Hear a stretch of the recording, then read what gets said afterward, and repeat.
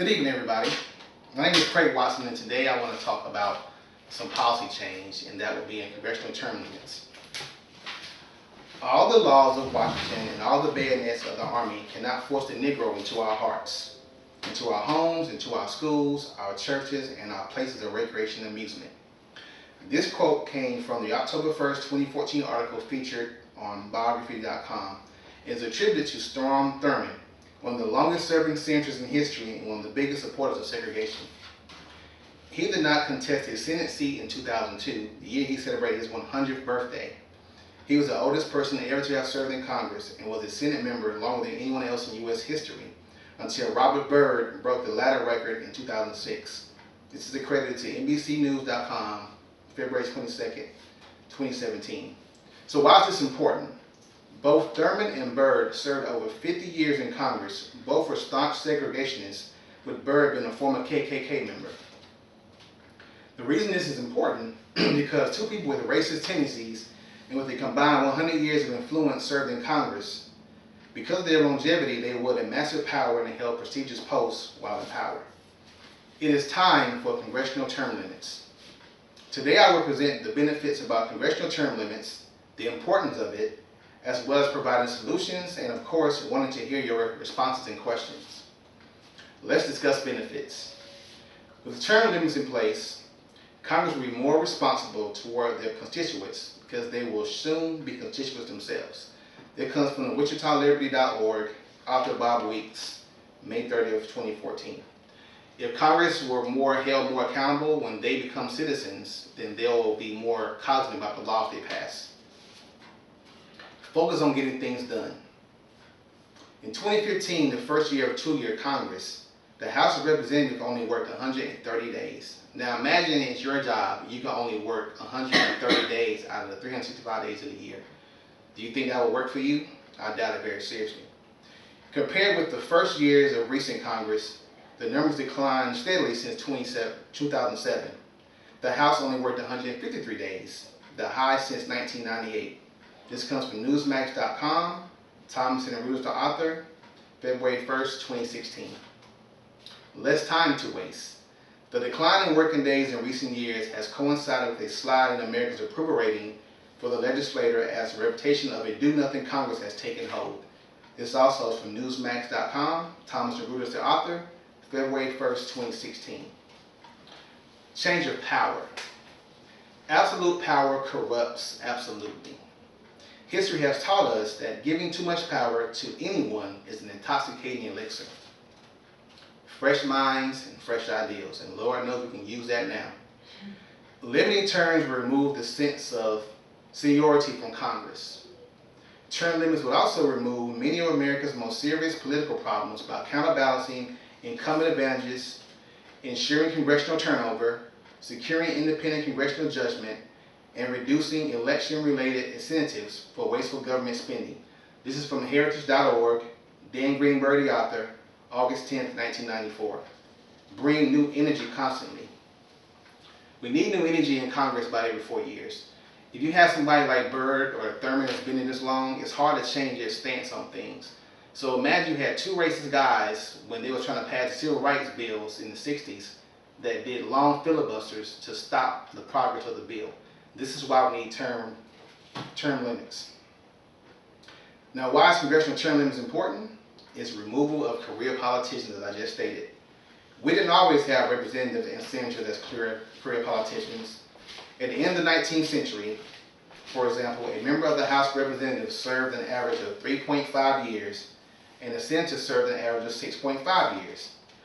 By the year 2000, those numbers were 9 years for a representative and 11 years for a senator.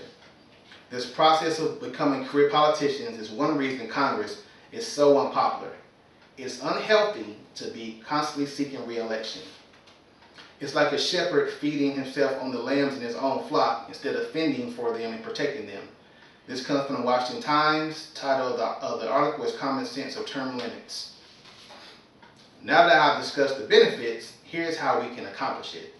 Stop the status quo. Congress will require a sense of its own fragility and temporariness possibly even coming to learn that it would acquire more legitimacy as an institution by doing better and working on fewer tasks. This is also from the heritage.org, author Dan Greenberg, August 10, 1994. Congress is important. It should ensure that no special interest can ever be powerful enough to eclipse public interest. Just as you see with the reoccurring debate over gun control with the incident that happened in Parkland, Florida. Because of the NRA, a lot of congressmen refused to vote on a bill to limit access to weapons. Because the NRA is a powerful lobbyist and they can get into senators' pockets, and a lot of senators, as they showed on that town hall, where a little girl accosted Mark Rubio, and she embarrassed him because she explained how much money he gets from the NRA, and it was an exorbitant amount of money. Sadly, the view of government as a positive force that serves its people is one that has vanished. Today, disdain for government is so strong that it has given rise to the idea that Congress in particular cannot do much of anything right. And that is from Waxman, How Congress Really Works, page 3. You can join a grassroots group, which is important. There's a grassroots group called Term Limits for U.S. Congress PACT. Their sole mission is to add an amendment to the U.S. Constitution, and that comes from the website termlimits.com. Petition your congressman. History has shown that when the masses truly get tired and desire change, it can happen. From civil rights to gay rights, it took a massive wave of public support for change to occur. Make your vote count.